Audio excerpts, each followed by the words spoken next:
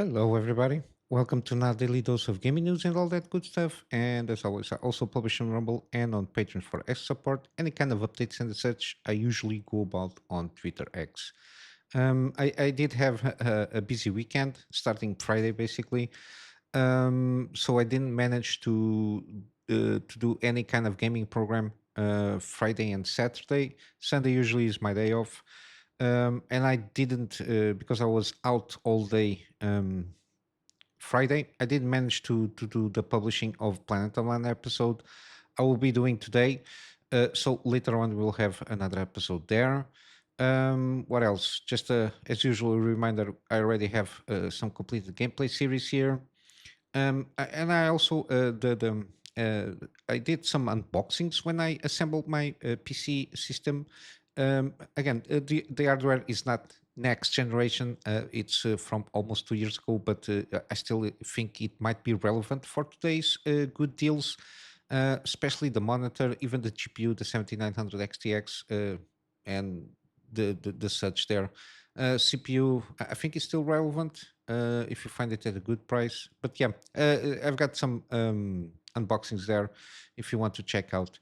Um, yeah, I think that's it from channel updates. Let's go to the news. And before that, I mentioned, I don't know, a couple of videos ago, um, mm, I was thinking about mainly due to the fact that doing everything on the one PC, especially if I want to go about and do, I don't know, dedicated my time trying to arrange a better, I don't know, my scheduling, given that I do freelance work, so it's always a little bit tricky.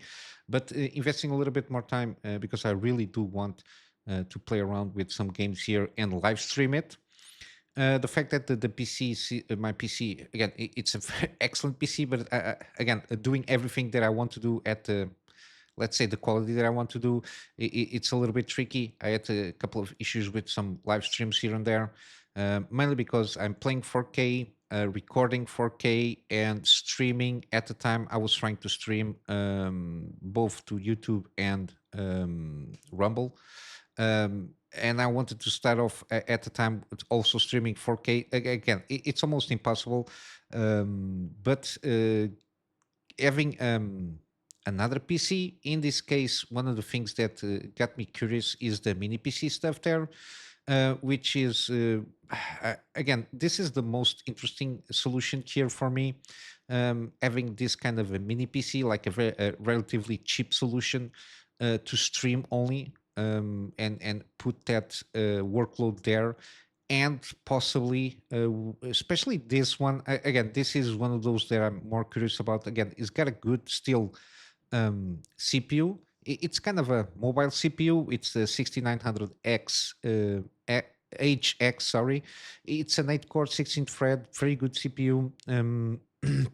For what it needs to do, especially if you're streaming through OBS. Again, the workload on the CPU, it's a little bit a little bit on the heavy side, especially if you're streaming on OBS with again the CPU on the encoding side of things usually tends to be a little bit more heavy. And having playing games and recording, if you're trying to use the CPU for recording those things, again, it might ruin the experience of playing the game itself. Again, I think this might be a good solution. It has a good thing regarding connections there. We've got some sorry, wait, a USB 4 on the back side. Got USB C 10 gigabytes on the front, plus some good connections of USB A 3.2 Gen 1, I think. Plus, again, HDMI display port. Supposedly, this one can do like triple monitoring, but it's not something that I want to delve too much in. There's no need for it. This is going to be just connect and plug a monitor to monitor what's happening on this mini PC. I think it's might be an interesting solution just to have something relatively cheap. Again, this hovers around. This is on 8 dirhams. I think the conversion to dollars is around about 250 ish. maybe almost 300. Again, there are cheaper solutions that might be serviceable, but I want something to have good CPU power. With the again, this also has the 68 uh, included because it's a laptop one, so it's got the night GPU there. I think this is the one here. Yeah, the 68 EM. I think with two. Again, I'm not going to play anything here, and even for if you want like a second PC for example, to a streamer, I think it might be a good solution. But yeah, again, it's only have like 16 gigabytes of RAM. You don't need that much to do what it needs to be done here. And it's got also dual NVMe, so you can plug an extra one, which is something that I might do in the future. If I buy any of those things, because I'm thinking like upgradability on the system like this. You can also upgrade the memory if you really want to. And I think maybe just to put my main PC just to play and then input the signal here with a capture card. I'm thinking about an easy solution, which is a streamer X from Rode, which can do both audio and video in one solution. I think it's a very interesting solution there.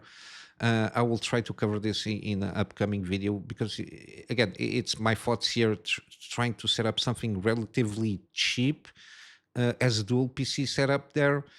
And I think with this kind of solution, probably might have introduced another NVMe on this mini PC, like a 2 terabyte NVMe to record the sessions, and then I can just upload the things to my main PC where I have my. Again, I think with this CPU you can do some light editing, but it's not something that I want to push too much. This I don't think that it is what I want to do with this mini PC. If I go into, I think it's something that I put the recording, then I pass the recording to the main PC for the VODs mainly. Because I think with my main PC, I can at the moment record without any issues. But yeah, I think it's a solution that might be interesting for people that are starting off or don't have like a second PC or extra hardware that you can build off as a second PC for recording and streaming. I don't know. Let me know. I think this might be a good compromise here with a decent CPU with the iGPU there. Mm, I don't know. It's one of those things that I'm thinking about trying to put some money aside for this. I don't know. We'll have to wait and see how this goes. But yeah, let's go for the real news. This is from last week. Supposedly, Microsoft is going to unveil their DirectX. Again, this is DirectX Ray Tracing 1.2. Again, supposedly again, what it tries to do here is trying to improve the ray tracing performance side of things. Supposedly aims 40% improvements in performance doing complex scenes. Again, this was demoed in Alan Wake 2, which is very heavy on the ray tracing stuff there. It was showcased at GDC. Again, we'll have to wait and see. This utilizes interestingly neural-block texture compression. I think this is like the new thing that they're trying to do with NVIDIA regarding how you compress textures, compress and decompress. You got also supposedly real-time path tracing can be enhanced by neural supersampling and denoising. Again, this has to do a lot, kind of how they are going to try to do the upscaling stuff there, which is agglomerate everything in terms of technologies. How, for example, NVIDIA, maybe AMD tackle the issue and serve like a Rosetta Stone kind of a thing here, and try to improve the interoperability of how you process ray tracing. At least is my perception here. Um, Again, what I like to see in this kind of things is basically having at least a good ray tracing performance on the GPU side of things, which is very taxing at this moment in time. Um, I don't think this is going to be in the near future. We will see like brute forcing yourself with hardware on this kind of situations using ray tracing. I think we might see some creative solutions using software to try and optimize better how the hardware is used, and hopefully this is a step in that direction. because even Nvidia, in terms of ray tracing, it it doesn't have like huge uplifts in terms of performance from generation to generation. We saw a better way of, for example, the difference between RDNA 3 and RDNA 4 in terms of the core performance in terms of ray tracing. But again, it's still very taxing on the GPU side of things. How ray tracing is used. That's why I'm still don't use too much. Probably in some extreme cases, I might see some utilizing some ray tracing here and there, maybe some reflections here and there. But yeah, I think there's some steps that can be improved because again, and even in not all games, all ray traced is equal. Sometimes you don't notice like huge transformative results using ray tracing, and in some cases, when you usually see great transformative results visually, it's very taxing on the hardware. So I think we need to we being the companies need to try and see a better way of balancing out these kind of features. But yeah, at this moment in time, myself personally, I'm not very interested in ray tracing. I prefer to have more fluid and higher FPS experience on the games that I play, because I'm not when I play, I'm not focusing on seeing if the reflections and the shadows are all perfect. But yeah, hopefully we can see. I don't know, with this kind of Rosetta Stone of a thing here, to see better improvements in terms of how it can be optimized on the current hardware. Then on the gaming side of things, we got Atomfall. The reviews pop out on Saturday, if not mistaken. I didn't see a lot of reviews coming out. Again, I'm very interested in this game. From WCCF Tech, one of the sites I usually go about pulling out news articles. We got a 7.5 kind of a thing here, which is kind of what I'm expecting. A good game, kind of own take on the Fallout formula per se. And again, one of the pros, sorry, is an interesting story adding to the generic nuclear Fallout plot found in other similar titles. Again, kind of the thing with Fallout. A lead system, because here I don't think you have like specific markers. They give you a lot of clues for you to figure out where you need to go. It does it a little bit different, this system, which seems to be good. And again, good art design, which enables it to look good while also catering to last gen consoles. Again, this is not going to be, I don't know, an Alan Wake kind of a thing here where everything is very, very pretty. I think it's very serviceable for what it tries to do here. And from the videos that I saw here, in even on gameplay, I think it's more than what it needs to be done well enough. Some cons is some bugs here on the AI systems there. Um, Similarly, the enemies cannot see or shoot through windows. Again, this might be one of the constraints given. I think they are a smaller studio, and they couldn't get around that. I don't know. I don't know.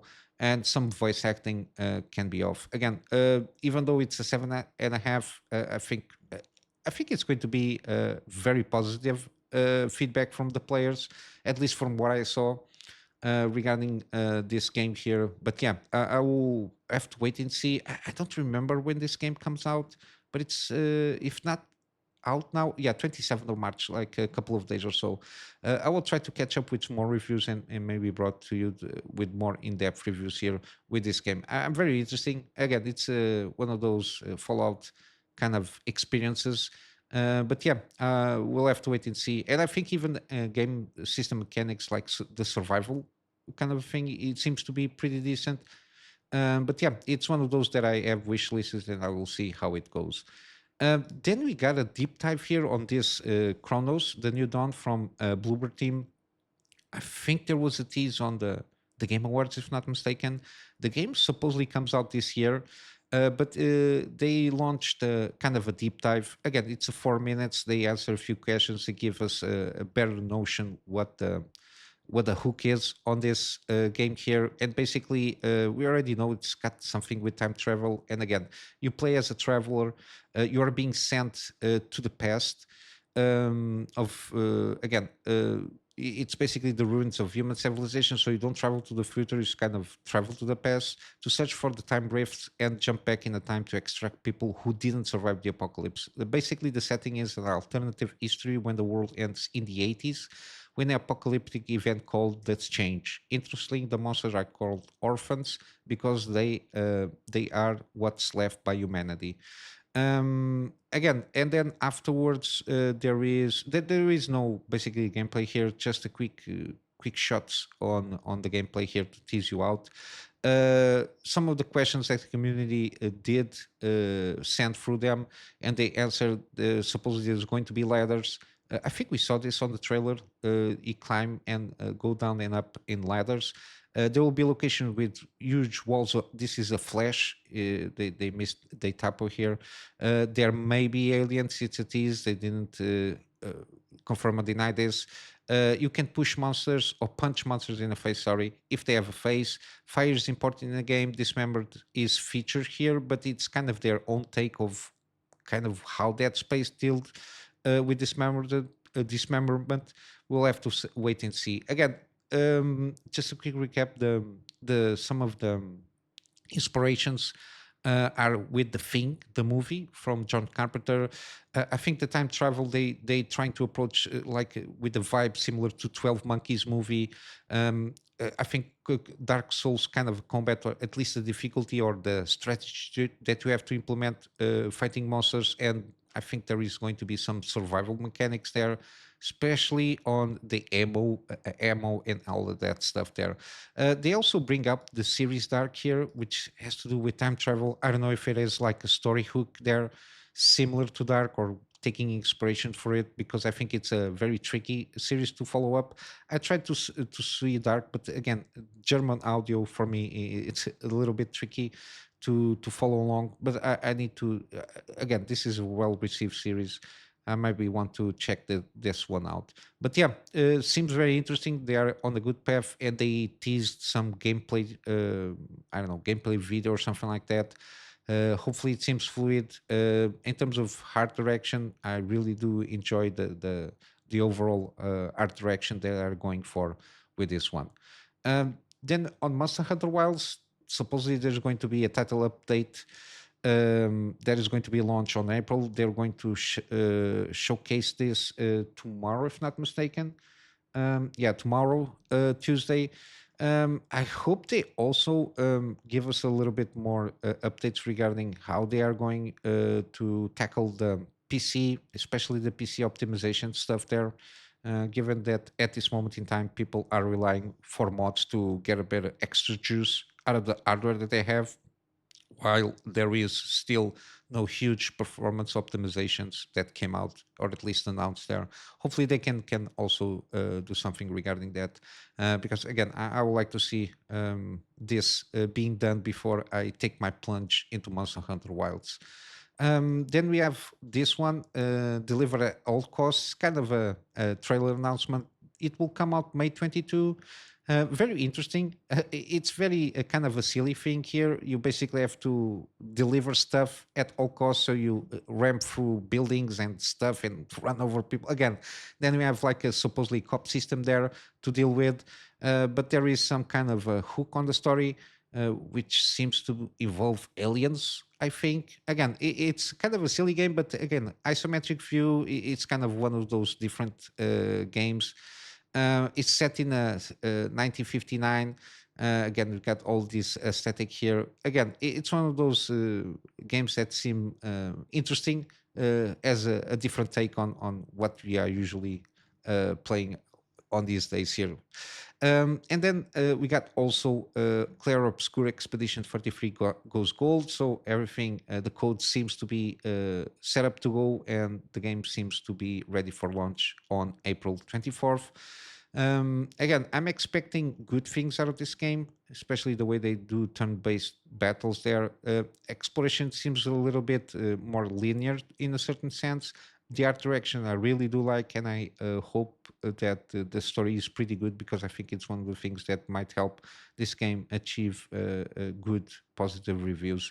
But yeah, I will have to wait for the reviews now. Um, there was some previews that they praised a lot the game, especially on the battle systems and some gameplay systems that they have here. I really did like the exploration, how you, even though it's a little bit more linear, it seems pretty good. The way you do exploration, I think there are some incentives there, and plus all the other gameplay systems of upgrading characters, squad management, and all that jazz. And then to finish up here, got the Assassin's Creed Shadows kind of a drama here. Again, I did cover the Factor Live review, and again, the from what I've been seeing these last days, it seems to be in line with Factor Live review in the sense that technically the game is good. Again, it has bugs and the such. I think one of the major bugs is the fact that you can prone your way out of combat. Again, I think that was a late edition on in terms of gameplay systems, the prone stuff there, because again, you can in combat you just prone, especially with Naoi or whatever she called, and basically you cannot be hit to a certain extent or with enemies. They don't know how to hit you if you are prone in combat, which is very interesting to say the least. Some hilarious videos are out there. And again, then the story is not serviceable for me. Even Factual Life did mention that characters are bland. The one that it's better, it's now a story which is more in line with probably what they're trying to do here with the Japanese Sengoku era kind of a thing there. But still, it's not very good. Um, there is basically, I think all the optional romances are gays, and again, got all of those DEI infused things in the game itself. But I think in terms of technically, um, the game itself seems pretty good in terms of technically wise. I think there is not a lot of PC performance issues, and again, I think it's like a 6 or a 7 overall quality. Factual said that some of the systems like exploring stuff there and doing the activities, it's the thing that might hook you up more if you like to doing those kind of activities.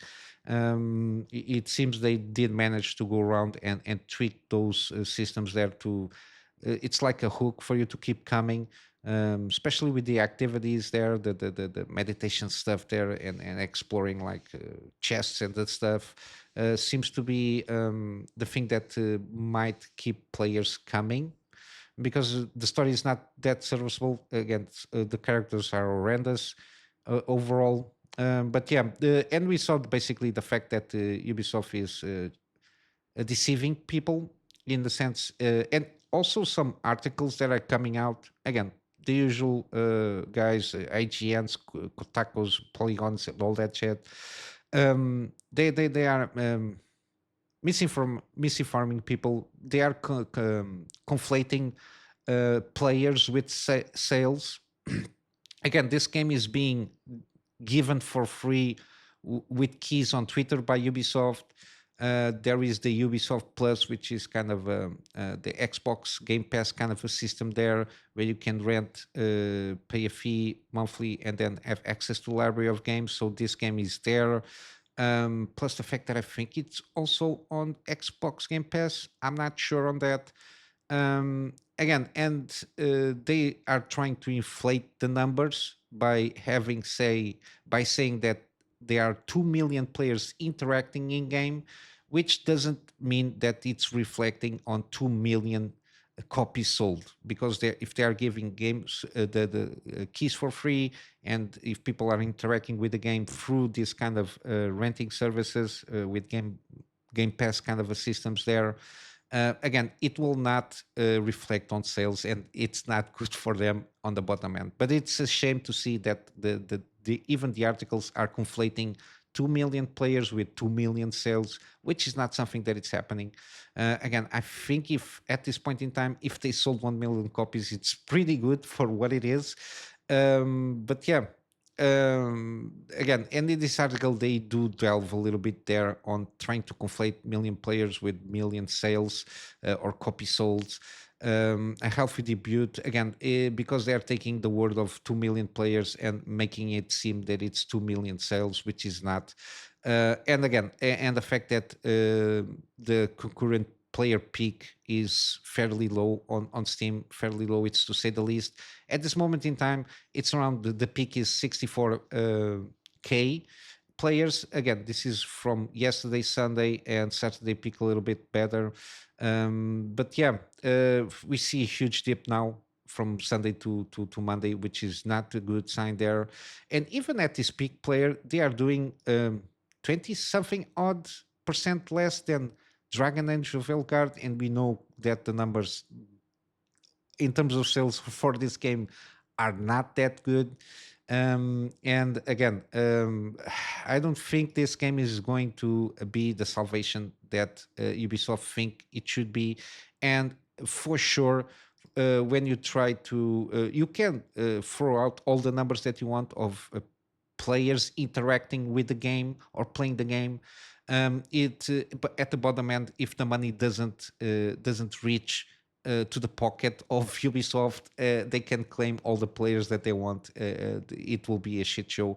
Again, this is try to appease to a certain degree investors so they can show 2 million players and throw around and trying to make it seem that it's 2 million copies sold. And I think even on the reaction from the market, the stock market is not that good regarding the launch of this game. There is no hype in terms of the investors.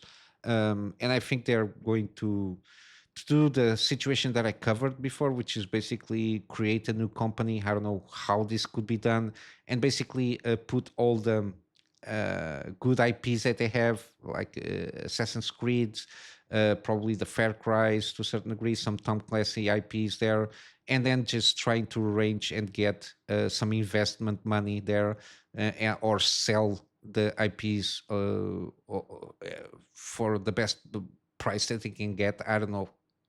There's similarly some conversations on the background with Tencent trying to put some money there on that supposedly second company. And I think afterwards, if they go about this, I think they just file for bankruptcy for Ubisoft, and they just fire everybody. I don't know how they're going to do this, but it's not going to look good or pretty for sure. But yeah, I will leave also everything that I talk about. I will leave links in the description below. Again, I will also leave the SteamDB thing here. Again, it's not good. It's not good. The numbers.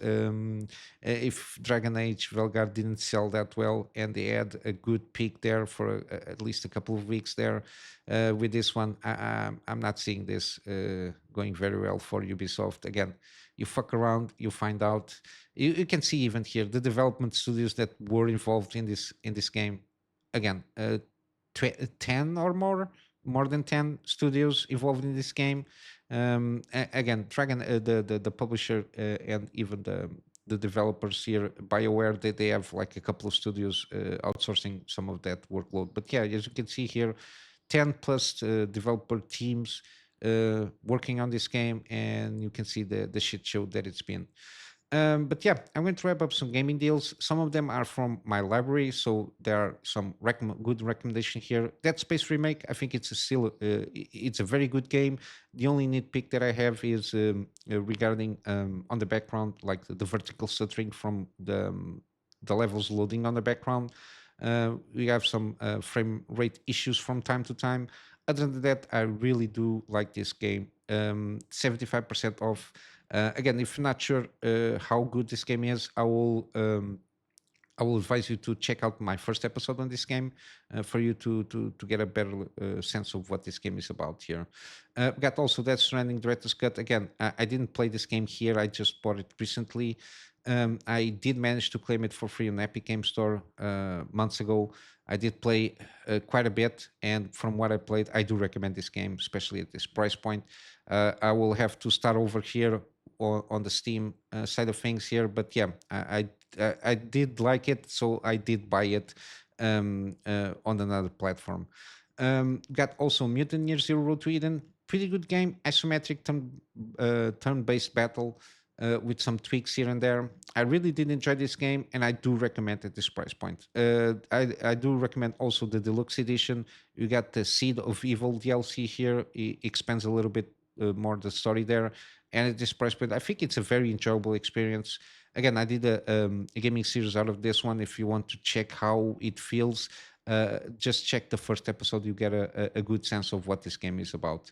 Then you got Miasma Chronicles, which is kind of a spiritual successor from Mutant Year Zero. Again, it's from the same guys. It's a different take on the kind of the formula. It seems that improved some stuff from the first game and incorporated here, and it's also 50% off, which seems to be a good price here. I will eventually buy this one and give it a go and see how good it is.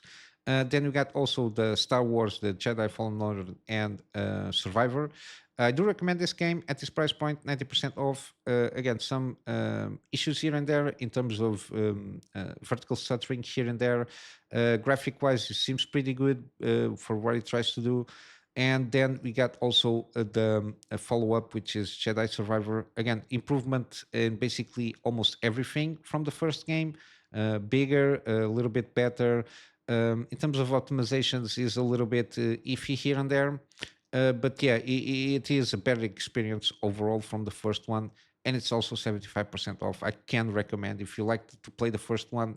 I think this is kind of a decent follow up on that, and it's not very expensive. So, and if you are not sure, you can check out again the gameplay series that I did in both of these games here. And then last, we got Cyberpunk. It's on sale, 60% off. I think the Ultimate Edition is the best one, which has the Phantom Liberty expansion. Again, I really, one of these days, will buy this game and play it by myself, probably do gaming series. I don't know. We'll have to wait and see. But yeah, it's one of those that I know it's a good one. The the upcoming games from CD Projekt Red, I'm not so sure about, but yeah, this one for sure is good. And of course, we got huge amounts of mods for you to try out and tweak around with the game itself. But yeah, I'm going to wrap up here for today with a plug on my Patreon for extra support. The extra support is more in line for me at this moment in time, trying to get around, get a better storage solution. Um, and for me to have backups of the stuff that I do for my clients, and of course some extra space for the videos that I do for the channel. Other than that, we got that thing that I mentioned in the early beginning of the video with the two PC kind of a thing for dual setup for live stream again, but it's not a huge priority. I'm more focused on trying to get first more storage, especially for my clients to have everything secured, than anything else. But yeah, I will leave it here. I hope you have a wonderful day, and I will see you in the next one. So till then, Kunami Master out.